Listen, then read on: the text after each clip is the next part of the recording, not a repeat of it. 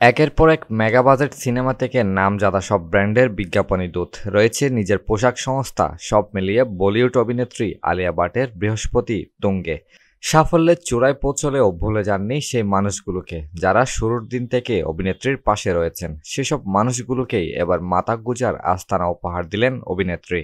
বন্ধুবান্ধব কিংবা কাছের মানুষদের যত্ন রাখেন আলিয়া ভাট, এমন বহু উদাহরণ এই যাবৎকালে প্রকাশ্যে এসেছে। এবার জানা গেল গাড়ির চালক এবং এক গৃহকর্মী দুজনকে 50 লাখ টাকা দিয়েছেন জুহু এবং খড় এলাকায় বাড়ি কেনার জন্য।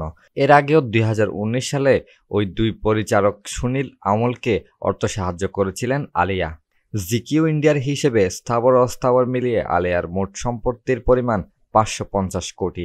অন্যদিকে কাপুর পরিবারের মধ্যে 485 কোটির মালিক হিসেবে তারপরে তালিকায় নাম রয়েছে কারিনা কাপুরের।